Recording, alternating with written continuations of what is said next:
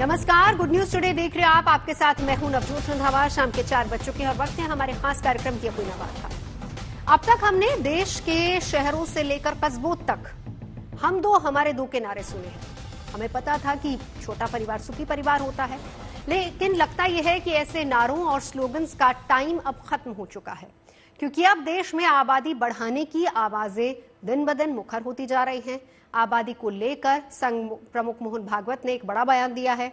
भागवत ने कहा है कि 2 से ज्यादा बच्चे होने चाहिए। उन्होंने ये भी कहा कि घटती आबादी से समाज भाषा को भी खतरा है। भागवत ने जनसंख्या विज्ञान का हवाला भी दिया है। ये बातें तब हो रही हैं जब संयुक्त राष्ट्र के विश्व जनसंख्या डैशबोर्ड के आंकड़ों के मुताबिक आबादी के मामले में हम यानी कि हमारा देश भारत चीन से आगे निकल चुका है। अभी हमारी आबादी 1 अरब 45 करोड़ से ज्यादा है। इस बीच कड़वा सच ये भी है कि हमारे पास आबादी के हिसाब से संसाधनों की अभी भी कमी है। महंगाई के बीच एक इंसान के लिए 2 बच्चों को पढ़ाना लिखाना मुश्किल हो रहा है। ऐसे में मोहन भागवत की सलाह कितनी व्यावहारिक है? आबादी बढ़ाने का ज्ञान पहली बार मोहन भागवत ने दिया, ऐसा भी नहीं है। इससे पहले दक्षिण से भी ऐसी आवाजें उठी हैं, क्योंकि दक्षिण राज्यों के 2 मुख्यमंत्री भी ज्यादा बच्चों की सलाह दे चुके हैं, उनकी वकालत कर चुके हैं। तो सवाल यह है कि क्या देश आबादी का बोझ संभालने की स्थिति में आ गया है? सवाल यह भी है कि क्यों मंचों से बार बार ज्यादा बच्चों का ज्ञान दिया जा रहा है।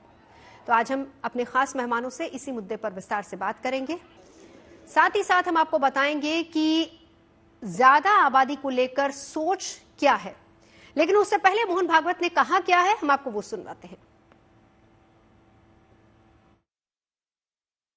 संख्येचा उल्लेख झाला, जनसंख्या कमी होते फार चिंता चिंतेचा विषय आहे। याचं कारण हे शास्त्र, लोकसंख्या शास्त्र जे आधुनिक असं सांगतं की 2.1च्या खाली जायला लागलो तर तो समाजच नष्ट होतो, पृथ्वीच्या पाठीवर तो राहत नाही।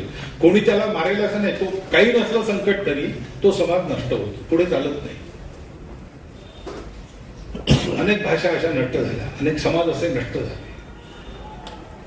2.1च्या खाली येतं कामा आपल्या देशाची जनसंख्या नीती 1998 वगैरे मध्ये ठरली का 2002 मध्ये ठरली, साल माहित नाही मला, पण त्याच्यातही असं सांगतात की 2.1च्या खाली नको। 2.1 म्हणजे 0.1 तर माणूस जन्मत नाही ना कधी, 2 पेक्षा जास्ती पाहिजे नाही, 3 पाहिजे कमीत कमी, असं शास्त्र सांगतं। पण ही संख्या ही याकरता महत्वाची आहे की टिकलं पाहिजे की नाही, टिकलं पाहिजे असं आपल्याला सगळ्यांना वाटतं, कारण ते आपलं आहे। ते किती चांगलं आहे वाईट आहे हे मूल्यांकन नंतर असतं, ते आपलं आहे। आपण कुटुंबात हेच शिकतो ना।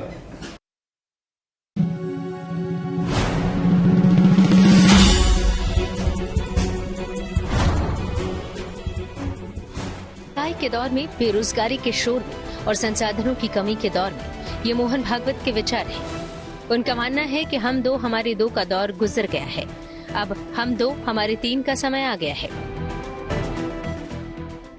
संख्येचा उल्लेख झाला, जनसंख्या कमी होते फार चिंता चिंतेचा विषय आहे। याचं कारण हे शास्त्र, लोकसंख्या शास्त्र जे आधुनिक असं सांगतं की 2.1च्या खाली जायला लागलो तर तो समाजच नष्ट होतो, पृथ्वीच्या पाठीवर तो राहत नाही। कोणी त्याला मारेल असं नाही, तो काही नसलं संकट तरी तो समाज नष्ट होतो, पुढे चालत नाही। अनेक भाषा अशा नष्ट झाल्या, अनेक समाज असे नष्ट झाले।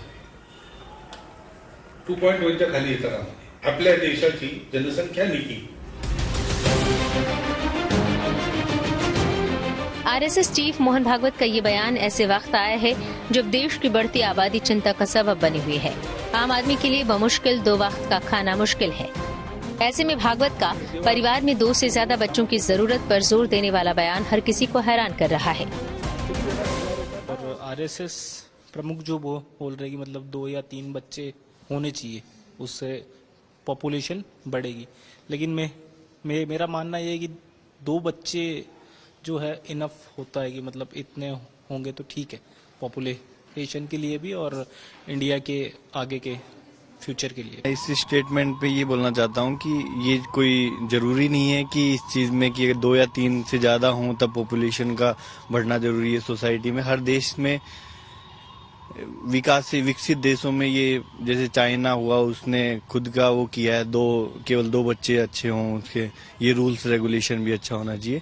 भारत की टोटल फर्टिलिटी रेट है वो अभी 2 के आसपास है, तो अगर और इंडिया की पॉपुलेशन वर्ल्ड में फर्स्ट नंबर पे है, तो अगर इसे रेट के हिसाब से भी कंटिन्यू रहेगी तो अभी आने वाले समय में अभी भी पॉपुलेशन अपनी हाई रहेगी, तो उसमें कोई कमी नहीं होगी। तो अभी तो मेरा मानना ये नहीं है कि भाई 3 से ज्यादा होना चाहिए। हाँ, एक टाइम बाद ऐसा हो सकता है, लेकिन अभी तो नहीं। जाहिर है, एक तरफ बढ़ती जनसंख्या मुहबाए खड़ी है, उसके मुकाबले नाकाफी संसाधन देश के लिए किसी बड़ी चुनौती से कम नहीं है। लेकिन मोहन भागवत के अपने शास्त्रीय तर्क हैं, मतलब वो अपने तर्क के लिए शास्त्रों का हवाला दे रहे हैं। उनका मानना है कि जिस समाज की जनसंख्या वृद्धि दर गिरते गिरते 2.1% के नीचे चली जाती है, वो समाज खत्म हो जाता है। संख्येचा उल्लेख झाला, जनसंख्या कमी होते फार चिंता आहे, चिंतेचा विषय आहे। याचं कारण हे शास्त्र, लोकसंख्या शास्त्र जे आधुनिक ते असं सांगतं की 2.1च्या खाली जायला लागलो तर तो समाजच नष्ट होतो, पृथ्वीच्या पाठीवर तो राहत नाही। कोणी त्याला मारेल असं नाही, तो काही नसलं संकट तरी तो समाज नष्ट होतो, पुढे चालत नाही। अनेक भाषा अशा नष्ट झाल्या, अनेक समाज असे नष्ट झाले। 2.1च्या खाली येतं का? आपल्या देशाची जनसंख्या नीती 1998 वगैरे मध्ये ठरली का 2002 मध्ये ठरली, साल माहित नाही मला, पण त्याच्यातही असं सांगतात की 2.1च्या खाली नको। 2.1 म्हणजे 0.1 तर माणूस जन्मत नाही ना कधी, 2 पेक्षा जास्ती पाहिजे, म्हणजे 3 पाहिजे कमीत कमी, असं शास्त्र सांगतं। पण ही संख्या ही याकरता महत्वाची आहे की टिकलं पाहिजे की नाही, टिकलं पाहिजे असं आपल्याला सगळ्यांना वाटतं, कारण ते आपलं आहे। ते किती चांगलं आहे वाईट आहे हे मूल्यांकन नंतर असतं, ते आपलं आहे। आपण कुटुंबात हेच शिकतो ना। 2 से ज्यादा 3 बच्चों को लेकर मोहन भागवत के भले अपने तर्क हों, लेकिन आम आदमी के सवाल भी जायज हैं। सवाल ये कि जब महंगाई आसमान छू रही है, घर का राशन जुटाना टेढ़ी खीर हो गया है, ऐसे में ज्यादा बच्चों की बात कितनी ठीक है। जहां हमारा बचपन बच्चे 2 ही अच्छे जैसे स्लोगन्स को सुनकर बड़ा हुआ है, जिस देश की सरकारें फैमिली प्लानिंग का नारा बुलंद करती रही हैं, ऐसे में 2 से ज्यादा बच्चे करने का मोहन भागवत का ये विचार बहस का मुद्दा बना हुआ है। उनकी जो चिंता है वो जायज है। अगर पॉपुलेशन 2.1 से नीचे जाएगी तो ऑब्वियसली उसका असर पड़ेगा और उसका डेमोग्राफिक बैलेंस पर भी असर पड़ेगा। ये माननीय मोहन भागवत जी एक सांस्कृतिक संगठन के प्रमुख हैं। अब वो क्या मंतव्य दे रहे हैं उनका अधिकार क्षेत्र है, लेकिन बचपन से हम लोग पाठ्यक्रम में जनसंख्या विस्फोट को एक गंभीर चुनौती मानते रहे और जनसंख्या नियंत्रण के लिए श्रद्धेय अटल जी की सरकार में नेशनल पॉपुलेशन कमीशन बनाया गया। उसकी रिपोर्ट आने के बाद श्रद्धेय अटल जी ने कहा कि शिक्षा और स्वास्थ्य में ही इन्वेस्टमेंट कर करके हम लोग जनसंख्या नियंत्रण को स्थापित कर सकते हैं, कानून के माध्यम से नहीं। सियासी तौर पर मोहन भागवत के बयान के मायने निकाले जा रहे हैं। पूछा ये भी जा रहा है कि क्या व्यावहारिक तौर पर मोहन भागवत का 2 से ज्यादा बच्चों वाला बयान वाकई वक्त की जरूरत है। सवाल ये भी उठ रहे हैं कि क्या देश का हर परिवार भागवत के इस फैमिली फॉर्मूले को अपनाने की स्थिति में है। ऐसा नहीं है कि ज्यादा बच्चों की वकालत करने वाले मोहन भागवत पहले हैं। इससे पहले देश के 2 मुख्यमंत्री चंद्रबाबू नायडू और M.K. स्टालिन भी 2 से ज्यादा बच्चों की वकालत कर चुके हैं। Bureau report, good news today.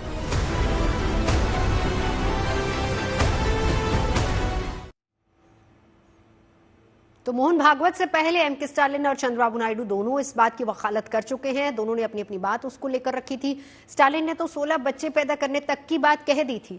बहरहाल अब मोहन भागवत के इस बयान के बाद बहुत सारे सवाल भी उठ रहे हैं बढ़ती आबादी को लेकर। क्या ये एक चिंता का विषय है, इसको लेकर चर्चा हो रही है। सवाल नंबर 2 भी है कि हम 2 हमारे 2 के स्लोगन को क्यों भूलने की अब तैयारी हो रही है। सवाल हम ये भी आज बात करेंगे कि 2 से ज्यादा बच्चों वाली सोच के पीछे तर्क क्या है। विकसित देश बनने की राह में हम बढ़ते जा रहे हैं, लेकिन क्या आबादी रोड़ा नहीं है? और एक और अहम सवाल कि धार्मिक नजरिए से ऐसी बयानबाजियों में कितना दम है? खास मेहमान हमारे साथ जुड़ चुके हैं, परिचय करा देती हूँ। हमारे साथ हैं प्रोफेसर विशाल मिश्रा, आरएसएस के जानकार हैं। हमारे साथ मनु गौर जी हैं, प्रेसिडेंट है tax payers association of Bharat के। हमारे साथ इस वक्त प्रणय अग्रवाल जी हैं, सोशियोलॉजिस्ट हैं, और साथ ही साथ रुद्र विक्रम सिंह हैं, एडवोकेट हैं। लेकिन शुरुआत करेंगे प्रोफेसर विशाल मिश्रा आप ही से। तर्क इसके पीछे क्या है, कैसे इस बात को समझा जाए?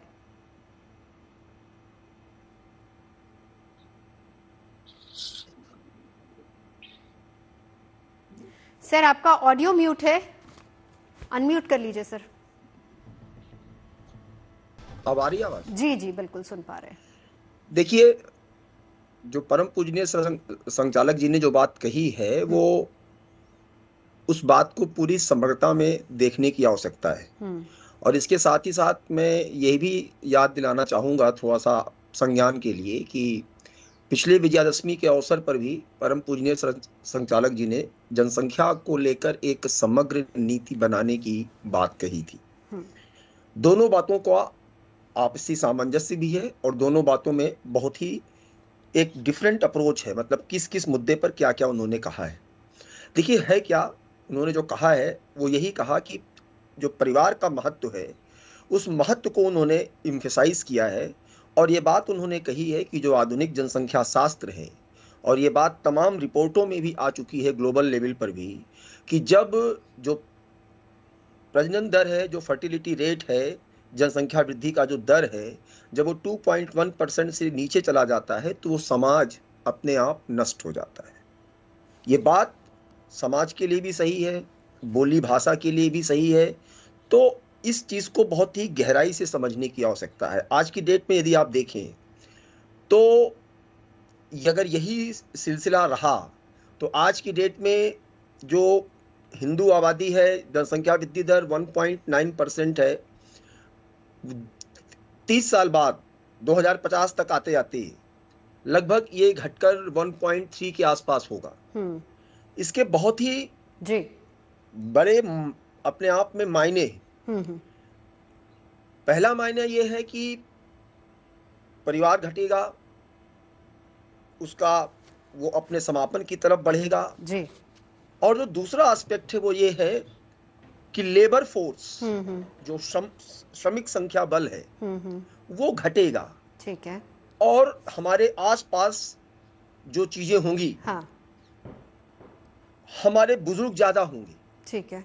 तो इस प्रकार से यदि आप देखिए ये शब्द, लेकिन आज की तारीख में प्रोफेसर मिश्रा, आज की तारीख में भारत पहले नंबर पर है जनसंख्या के मामले में। बिल्कुल सही करिए आप।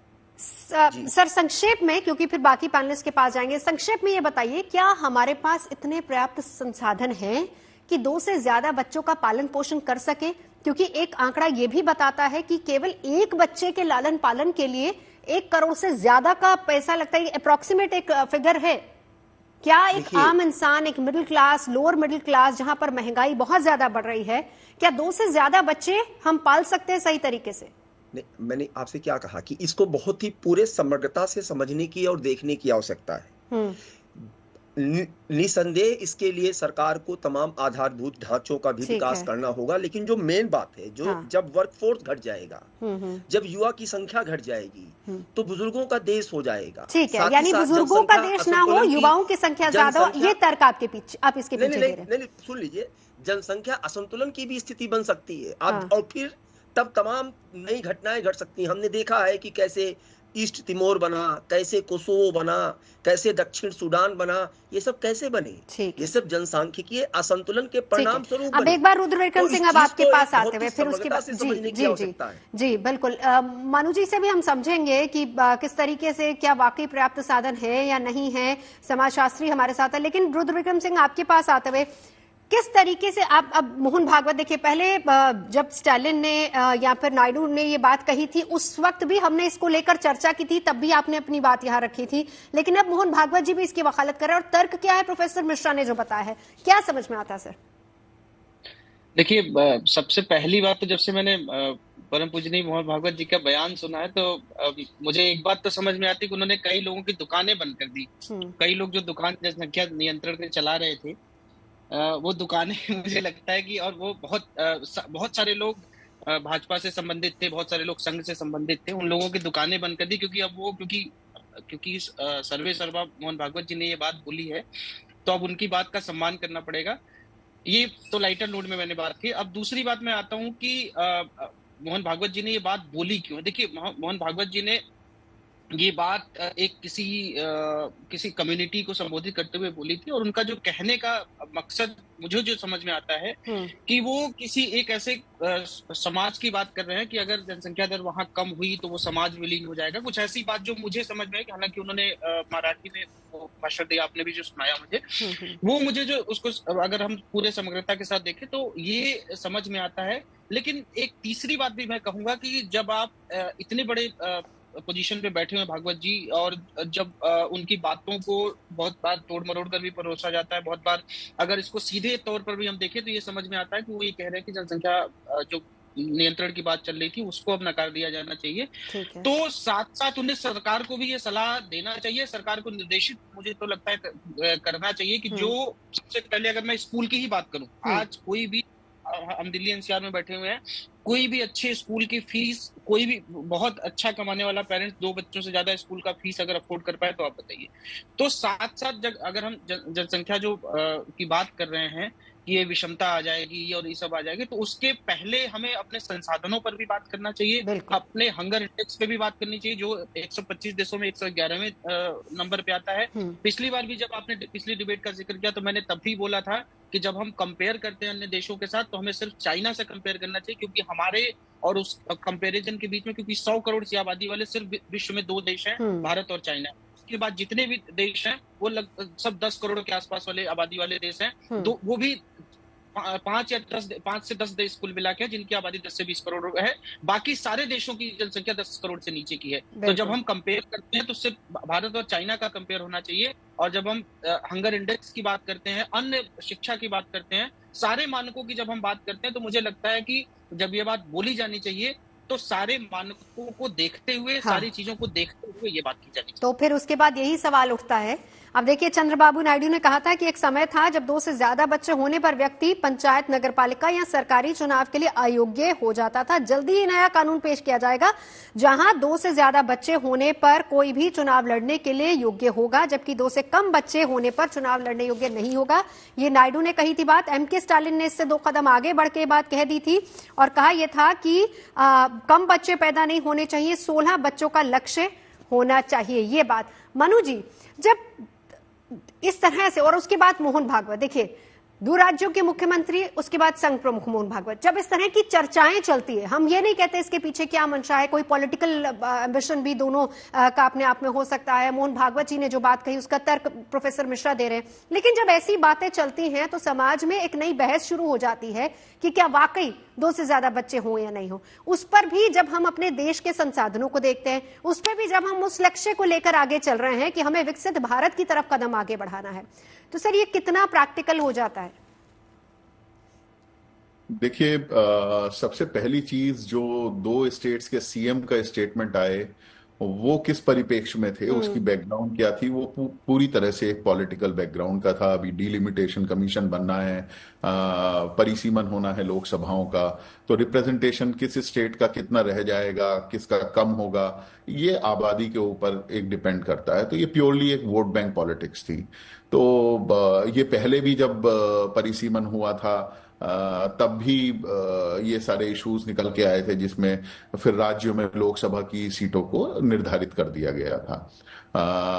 जो सरसंघ चालक जी मोहन भागवत जी ने कहा है, उस बयान को अगर उनके स्टेटमेंट को ध्यान से देखें तो उन्होंने ये नहीं कहा, मेरे ख्याल से उनके स्टेटमेंट को ध्यान से सुनने की आवश्यकता है।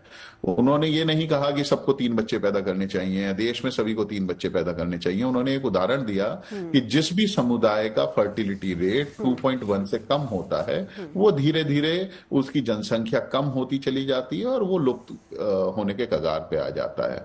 हमारे देश में ही ऐसे कई समुदायों के उदाहरण हैं। आप पारसी समुदाय समुदाय की जनसंख्या देखिए, उनका TFR रेट डाउन है और वो धीरे धीरे घटते चले जा रहे हैं। आप जैन समुदाय देखिए, उनका TFR रेट डाउन है, धीरे धीरे उनकी आजादी के समय जो प्रतिशत में उनका प्रतिनिधित्व वो था उनका हमारे जनसंख्या में, वो उतना अब नहीं है। इसी तरह से अगर हम इंटरनेशनल लेवल पे देखें तो बहुत सारे देश, इवन देन हम लोग अक्सर बात करते हैं रेड इंडियंस की, अमेरिका के मूल नेटिव्स कहाँ हैं आज।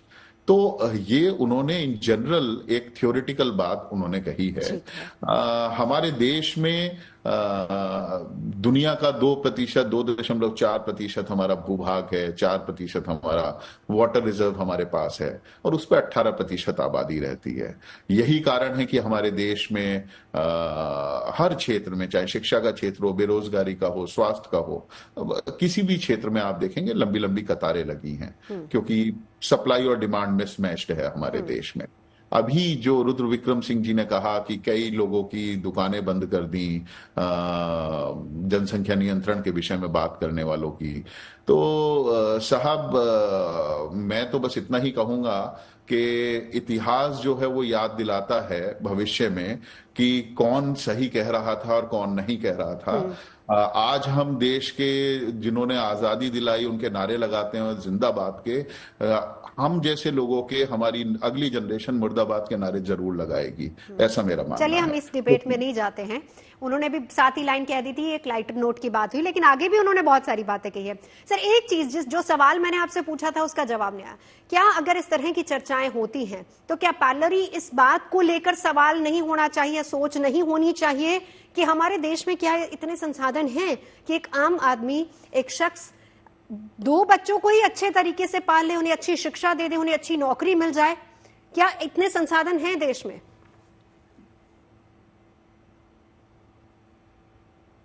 मनु जी, आप ही से सवाल है मेरा। जी, देखिए सबसे महत्वपूर्ण चीज ये है, मैंने जैसा बताया हमारे पास इतने संसाधन नहीं हैं। अगर आप UNDP को देखिए, उन्होंने क्या कहा 2030 sustainable development goal. Sustainable development आप किसे कहेंगे? आज जिस तरह की स्थिति हमारे देश में है और जिस तरह अगर आप इकोनॉमी को देखें, जो डिस्पैरिटी आती चली जा रही है, अमीर और अमीर होता चला जा रहा है, गरीब और गरीब होता चला जा रहा है, हम विकसित भारत बनाने की ओर अग्रसर हैं, तो विकसित भारत हम कैसे बना पाएंगे? आज जो विकसित भारत बनाने के लिए हमें सबसे पहले देखना चाहिए कि जो राष्ट्र हमारी दुनिया में विकसित राष्ट्र हैं, क्या उनकी भी इतनी जनसंख्या के बल पे वो विकसित राष्ट्र बने? बिल्कुल। आज US की पॉपुलेशन कितनी है? वो इसका मतलब तो उसे विकसित राष्ट्र नहीं होना चाहिए था, क्योंकि उसकी आबादी तो कम है। और जो बात हमेशा कही जाती है कि एजिंग पॉपुलेशन बढ़ जाएगी, युवा भारत जरूरी है, आप पॉपुलेशन डायनामिक्स को समझिए। 2 तरह की जनसंख्या होती है, एक वर्किंग एज ग्रुप में और एक डिपेंडेंट पॉपुलेशन। तो डिपेंडेंट पॉपुलेशन में बुजुर्ग भी आते हैं और बच्चे भी आते हैं। तो अगर बच्चों की जनसंख्या कम होगी, बुजुर्गों की बढ़ेगी, बुजुर्गों की बढ़ेगी, बच्चों की कम होगी। डिपेंडेंट पॉपुलेशन पे उस पर ज्यादा फर्क नहीं पड़ने वाला। और इस समय तो हम स्वर्णिम युग में हैं, क्योंकि हमारी इंडिया की इस समय वर्किंग एज ग्रुप में सबसे ज्यादा पॉपुलेशन है। तो भारत सरकार को आप देखिए, अभी नेशनल पॉपुलेशन कमीशन की बात हुई, वाजपेयी जी ने बनाया था, वो पॉपुलेशन कमीशन की वास्तव में जरूरत है इस देश को। और अगर आप देखें तो इस बार के बजट में फाइनेंस मिनिस्टर ने अनाउंस भी किया था एक डेमोग्राफिक चेंज और पॉपुलेशन इश्यूज के ऊपर एक हाई पावर कमेटी बनाने के लिए। लेकिन 1 साल बीत गया, अभी तक कुछ नहीं हुआ। तो हमारे देश को पॉपुलेशन कमीशन होना जरूरी है, जो पॉपुलेशन मैनेजमेंट, हमारी कितनी पॉपुलेशन है और उसे संसाधनों के हिसाब से कैसे मैनेज करना है उसे। आज शहरों में देखिए आप, दिल्ली गैस चैम्बर बन जाती है, क्यों? हमें ये देखना चाहिए। आज आजादी के समय हमारा अर्बन रूरल डिवाइड कितना था? जी। आज क्या हो गया? आज लगभग बराबर हो रहा है, 50%। चलिए मनु जी, आप अपनी बात रखिएगा। यानी कुल मिलाकर यह है कि संसाधनों की वाकई कमी है। जब इस तरह की बयानबाजियां होती हैं तो इस पर भी विचार होना चाहिए। प्रणय अग्रवाल, अब आपके पास, जब हम सोसाइटी की पूरी डेमोग्राफी को देखते हैं, क्या लगता है ऐसे बयान कितना असर उस पर डालते हैं?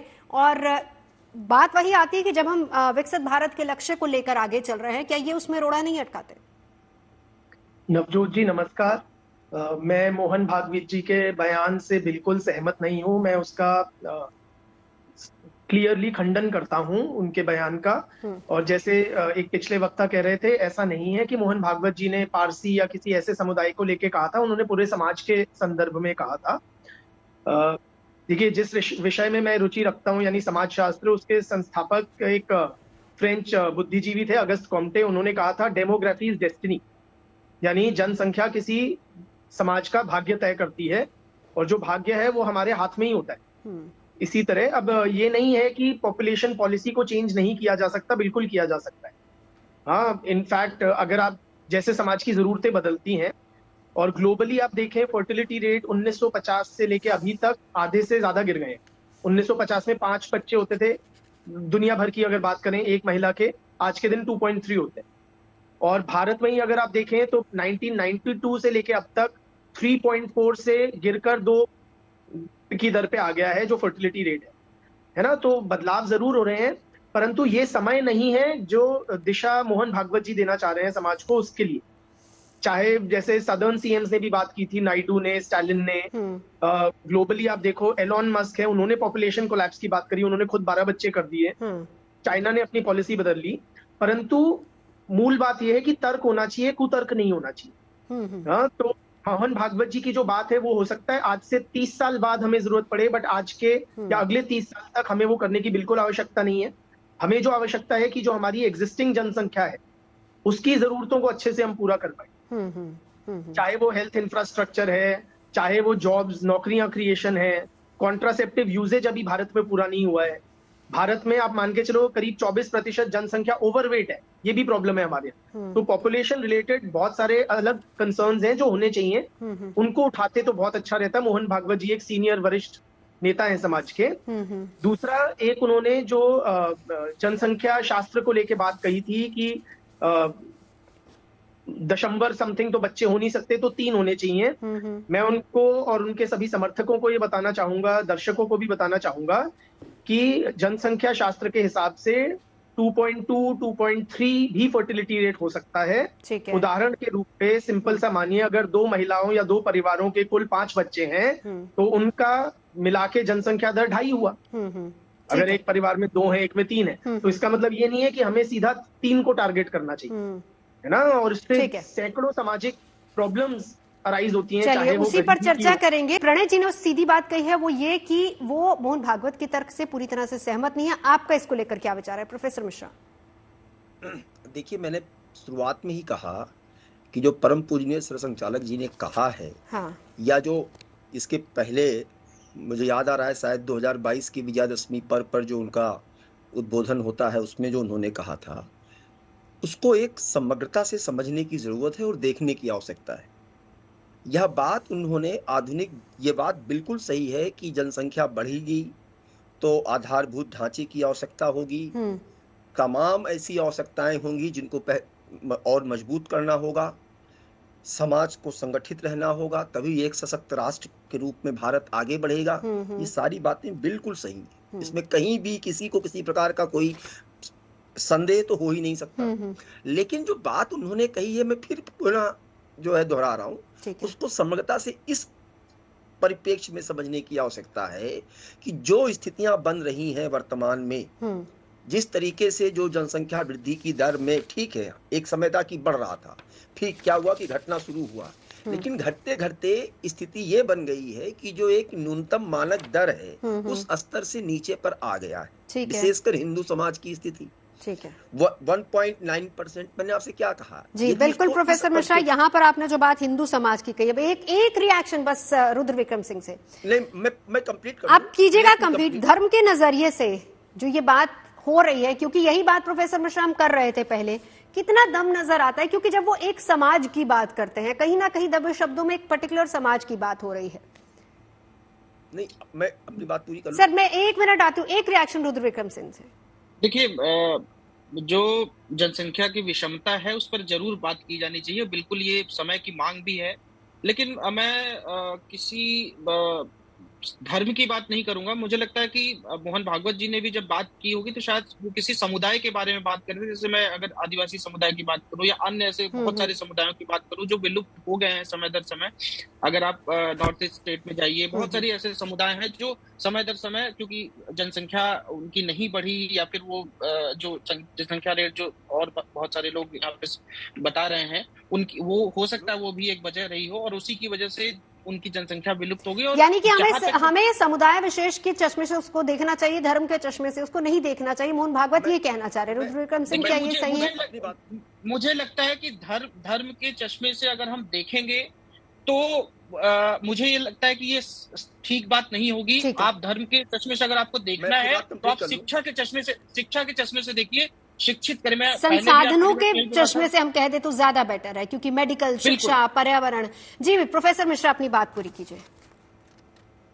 जी, मैं ये कह रहा था, मैंने एक एग्जाम्पल कोट किया समाज की, जो उन्होंने बताया कि आधुनिक जनसंख्या विज्ञान के अनुसार 2.1% से नीचे की स्थिति में धीरे धीरे वो समाज लुप्त होने की कगार की तरफ जाता है। ठीक है। मैंने एग्जाम्पल आपको कोट करके बताना का प्रयास किया कि उदाहरण के लिए जनसंख्या का दर घटा, ठीक, लेकिन घटते घटते यदि हिंदू समाज की हम बात कर लें तो घटते घटते 1.9% पे हम जो है हिंदू समाज का जो है जनसंख्या वृद्धि दर हो गई। ऐसी परिस्थितियों में 2030 साल और 2050 तक आते आते ये घटते घटते 1.3।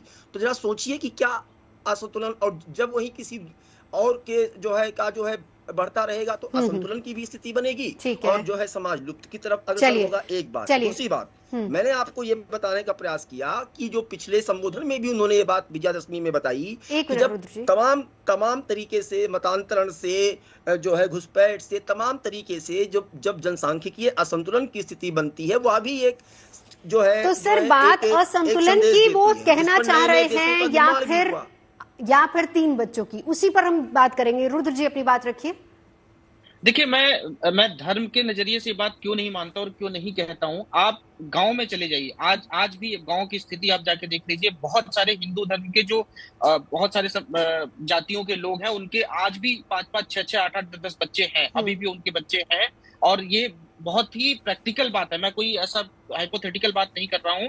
तो इसीलिए मैं हमेशा ये कहता हूं कि आप इसको शिक्षा के नजरिए से देखिए, लोगों को शिक्षित करना शुरू करिए, चाहे वो हिंदू हो, मुसलमान हो, किसी जाति का हो। आप किसी भी मुस्लिम को भी जाके देख लीजिए, अगर वो शिक्षित होगा तो उसके 1 या 2 ही बच्चे होंगे। तो मुझे लगता है कि इस पर शिक्षा की बात की जानी चाहिए।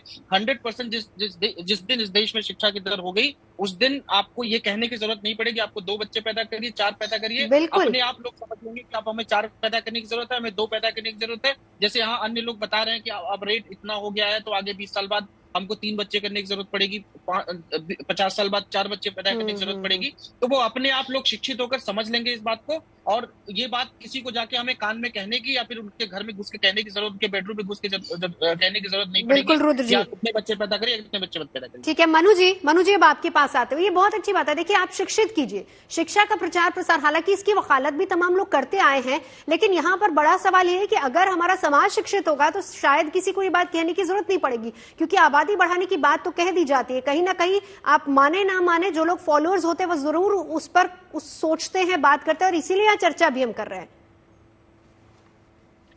देखिए, जहां तक बात है शिक्षित होने की, तो मैं एक चीज बताना चाहता हूं कि जब हमारा देश आजाद हुआ 1947 में, उसके बाद तुरंत हमारी पहली जनगणना हुई 1951 में, और 1951 की जनगणना के बाद जो आंकड़े निकल कर आए, तो दुनिया का पहला देश था भारत जिसने पहली बार फैमिली प्लानिंग पे सोचना शुरू करा, अपना परिवार नियोजन का कार्यक्रम बनाया, अपनी पंचवर्षीय योजनाओं में उन्हें रखा। शिक्षा के क्षेत्र में इतना विकास हुआ कि आज राइट टू एजुकेशन के थ्रू हर बच्चे को स्कूल में एडमिशन, उसको यूनिफॉर्म, उसको किताबें, उसकी अच्छी मिड डे मील के थ्रू अच्छा पोषण, सब कुछ सारे प्रयास करे गए। और उस समय जो शिक्षा का दर था और आज जो है, उसमें जमीन आसमान का बदलाव है। इन सारे प्रयासों के बावजूद हम 36 करोड़ से 150 करोड़ पहुंच गए हैं। इस सब प्रयासों के बावजूद हम बार बार यही बातें होती हैं, और पिछले 70 सालों से यही बातें होती आ रही हैं, और हम दुनिया के सबसे ज्यादा आबादी वाले देश बन चुके हैं। तो आवश्यकता अब इस चीज की है कि इस पॉपुलेशन का मैनेजमेंट, इसका डिस्ट्रीब्यूशन किस तरीके से हो, इसको सही तरीके से करने के लिए देखिए हमारे यहाँ क्या है, पॉपुलेशन पॉलिसी बनी। अब जहां पर अगर आप, हमारे पास लेटेस्ट आंकड़ा है 2011 का सेंसस, उसके अलावा सारे सैंपल सर्वे हैं। तो 2011 के सेंसस में कहता है कि हमारे यहाँ 2011 में 34 करोड़ विवाहित महिलाएं थीं और उनमें से लगभग 18 करोड़ ऐसी थीं जिनके 2 या उससे कम बच्चे थे और लगभग 16 करोड़ ऐसी थीं जिनके 3 या उससे ज्यादा बच्चे थे। तो और शिक्षा के स्तर सुधरने के बाद भी वो 16 करोड़ महिलाएं थीं, वो किसी एक विशेष धर्म, जाति, संप्रदाय, समुदाय की नहीं थी। तो इसका मतलब ये है कि पॉपुलेशन, मनु जी, पॉपुलेशन मैनेजमेंट की तरफ ज्यादा सरकारों को ध्यान देना चाहिए, आप ये कहना चाह रहे हैं? सरकार को सबसे पहले जरूरी है कि एक पॉपुलेशन कमीशन बनाया जाए। जो बजट में अनाउंसमेंट हुआ था डेमोग्राफिक चेंज और पॉपुलेशन इश्यूज पे एक हाई पावर कमेटी बनाने के लिए, स्टडी के लिए, वो कमेटी फौरन फॉर्म करे सरकार। एक population fund, national population fund create करा हुआ है। लेकिन अब ये सारी चीजें आप सोचिए, हम दो, हमारे दो, छोटा परिवार सुखी परिवार, ये नारे आपने पहले कब सुने थे, कितने साल पहले? टीवी पे ऐड देखा आपने पिछले 20 सालों में? सब खत्म हो चुका है। ठीक है, ठीक है। एक बार प्रणय जी, अब आपके पास आते हुए, पॉपुलेशन मैनेजमेंट की जरूरत है और गवर्नमेंट को इस और प्लानिंग की जरूरत है। प्रणय जी, आपका ऑडियो म्यूट है। जी नवजोत जी, मैं इस बात से बिल्कुल सहमत हूं और एक मैं ध्यान इस ओर भी लाना चाहूंगा कि हम लोग पूरे देश को एक रूप से देखते हैं, परंतु रीजनल वेरिएशंस बहुत हैं। अभी भी 5 स्टेट्स ऐसी हैं जहां पे 2.1 से ज्यादा का फर्टिलिटी रेट है, जिसमें उत्तर प्रदेश, बिहार और झारखंड, जो पॉपुलेशन हैवी हैं, वो भी आते हैं। तो वहां पे अभी भी रिडक्शन की जरूरत है। और एक जैसे बात हो रही थी समुदायों को लेके, तो अगर ये डर है कि मुसलमानों का फर्टिलिटी रेट ज्यादा है हिंदुओं से, तो बेहतर होगा कि मुस्लिम फर्टिलिटी को रिड्यूस किया जाए नॉन कोर्सिव मेजर्स से, है, समझा के, पढ़ा लिखा के, इंस्टेड की हम हिंदुओं को बोलें कि आप ज्यादा बच्चे पैदा करें। और एक नवजोत जी, मैं ये भी कहूंगा कि एक रूरल अर्बन आपकी इसी बात पे रुद्र जी एक जवाब आपका लूंगी, पहले प्रणय जी अपनी बात पूरी कर ले। जी, एक मैं ये भी स्पष्ट करना चाहूंगा, एक रूरल अर्बन डिफरेंस दिखता है। फर्टिलिटी रेट जो 2.1 का अभी भी मेंटेन है रूरल एरियाज में, और हमारी 2/3 जनसंख्या रूरल एरियाज में रह रही है। अर्बन एरियाज में 1.6 हो गया है, तो उसको भी हमें मद्देनजर रखना होगा। और एक क्या है ना कि मोहन भागवत जी या कोई भी जो सीनियर लीडर होते हैं, उनको ये ध्यान देना होगा कि जो भी हमने पॉपुलेशन में स्लो हुई है हमारी ग्रोथ, उसको बड़ी मुश्किल से अचीव किया है एक देश ने और सरकारों ने, तो उसको हम, लेकिन अभी भी तो डिसबैलेंस है ना सर, अभी भी डिसबैलेंस है। रुद्र जी, बयानबाजी से प्रणय जी आती हूँ आपके पास, एक बार रुद्र जी का जवाब ले लूं। बिल्कुल इस बात से जो मैंने यही बात कही थी कि रूरल एरियाज में अगर आप जाइए, अभी भी तो बहुत सारे ऐसे जातियां हैं, बहुत सारे ऐसे लोग हैं। आपका ऑडियो क्लियर नहीं है सर। जहां शिक्षा की अभाव की वजह से जनसंख्या वृद्धि दर जो 2.8 बता रहे हैं, ये मुझे लगता है कि आंकड़े और ज्यादा होंगे, क्योंकि गांव में जो जिस तरीके से आकलन होते हैं, क्योंकि सालों से तो कोई जनसंख्या का कोई रेट नापा नहीं गया, कोई सेंसेक्स हुआ नहीं, लेकिन जिस तरीके से जो भी आंकड़े हम लेके आते हैं, वो गांव में आप एक आदमी कहीं भी स्कूल में बैठ के सारे आंकड़े वो लिख के दे देता है। तो ये जो जनसंख्या रेट 2.8 आप बता रहे हैं, उससे ज्यादा का होगा गांव में। तो वो मैं इसीलिए कहता हूं कि शिक्षा क्यों जरूरी है, क्योंकि शहरों में तो लोग शिक्षित हो गए हैं, और शहरों में लोगों को ये भी पता है कि मैं अगर 1 से ज्यादा बच्चे कर लूंगा, 2 से ज्यादा बच्चे कर लूंगा, तो मैं अच्छे स्कूल में पढ़ा नहीं पाऊंगा, अच्छी उसको शिक्षा नहीं दे पाऊंगा, अच्छा उसका भरण पोषण नहीं कर पाऊंगा। इसकी वजह से भी लोग मतलब बहुत सारे लोग चाहते हैं, अगर किसी की लड़की हो गई है तो चाहते हैं कि नहीं मुझे एक लड़का और हो जाए। अभी भी बहुत सारे लोगों में ये मन में रहता है, लेकिन वो इस डर से नहीं बच्चे पैदा करते, क्योंकि उनको लगता है कि अगर मैं एक लड़का भी पैदा कर लिया तो मैं उसको अच्छे स्कूल में पढ़ा पाऊंगा कि नहीं। लेकिन गाँव में स्थितियां अभी भी नहीं है, बहुत सारी जातियों में ये स्थितियां नहीं है। तो मुझे लगता है कि इसको धर्म के चश्मे से ना देखकर, नहीं, इस लेकिन चश्मे से देखकर और इस पर बात की जानी चाहिए। भागवत जी ये भी कह रहे हैं कि आबादी का जो असंतुलन है ना, वो भी समाज के लिए खतरा है। बिल्कुल, और यही बात प्रणीत जी ने भी इस ओर इशारा किया है कि एक समाज को ये कह देना कि आप ज्यादा बच्चे पैदा करें और एक को ये कहना है कि आप थोड़ा कंट्रोल कीजिए, ये भी डिसबैलेंस है। वही बात मैं कह रहा हूँ कि मैंने कहा कि वो एक किसी समुदाय को लेकर भी शायद वो बात कर रहे थे कि जो बहुत सारे समुदाय जो है वो विलुप्त होते जा रहे हैं हिंदुस्तान में, उसको लेकर भी शायद वो बात कर रहे होंगे। और दूसरा, मुझे बिल्कुल ये सही बात है कि आप किसी एक को ये नहीं कह सकते कि आप ज्यादा पैदा करो और दूसरे को कि आप कम पैदा करो, ये ऐसा हो ही नहीं सकता। आप जो ज्यादा पैदा कर रहे हैं उनको आप शिक्षित करके या अन्य जो भी मेजर्स लेके आप उनको कम करने के लिए कर सकते हैं, लेकिन आप जो कम वाले हैं उनको आप ज्यादा करने के लिए कहेंगे। यही बात मनु जी कह रहे हैं कि उसको मैनेज करने की जरूरत है, पॉपुलेशन मैनेजमेंट की जरूरत है। बिल्कुल बिल्कुल, ये मैनेजमेंट की बिल्कुल जरूरत है। जो विषमता है, विषमता को मैनेजमेंट की बिल्कुल जरूरत है। लेकिन अगर आप एक सिरे से कोई और इतना बड़ा नेता, जो कि इस देश में मुझे लगता है कि अगर 5 बड़े नेताओं की इस समय बात करी जाए तो भागवत जी उसमें आते हैं। भागवत जी जब इस तरीके की बात कहेंगे तो हो सकता है वो बहुत सारे चीजों को लेकर वो बात कर रहे होंगे दिमाग में अपने, लेकिन उनकी जो बात पकड़ी जाती है, जिस टॉपिक पर हम डिस्कशन करते हैं, जो आम जन को समझ में आता है, जो निचला स्तर का आदमी, जो एक अंतिम आदमी समझता है, मुझे लगता है कि वो बात उसको समझ को भी देखकर बोली जानी चाहिए। तो मनु जी, क्या सरकारों को इस तरफ पहल नहीं करनी चाहिए जब हम बैलेंसिंग की बात करते हैं? और वही बात मोहन भागवत जी भी इशारों में कहना चाह रहे हैं।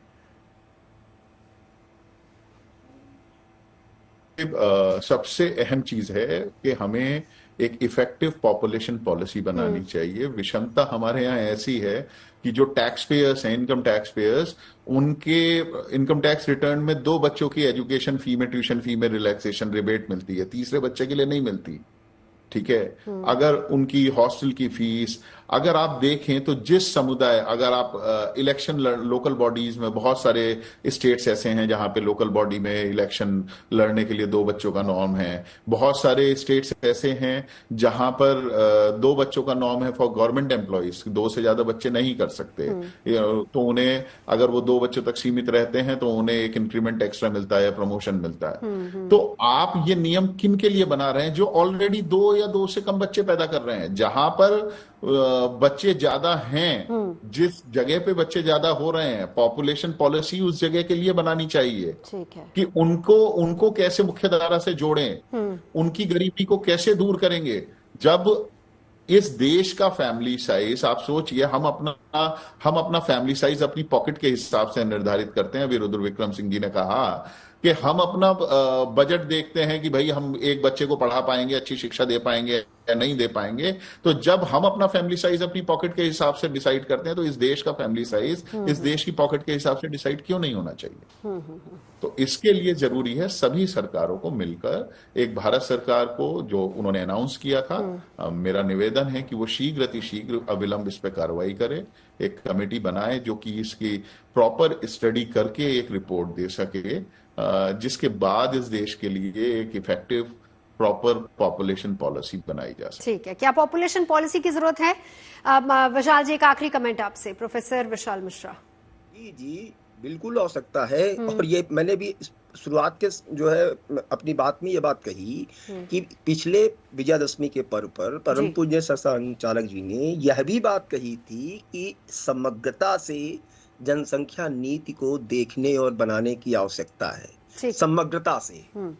तो ये बात स्पष्ट है। ठीक है, किसी भी तो इस और सरकारों को भी ध्यान देना चाहिए, बिल्कुल डिसबैलेंस की बात जो मोहन भागवत जी ने कही है। सर, वक्त की कमी है प्रोफेसर मिश्रा, वक्त की कमी है। बहुत बहुत शुक्रिया तमाम खास मेहमानों का हमारे साथ जुड़ने के लिए। फिलहाल हम यहाँ रुक रहे एक ब्रेक के लिए।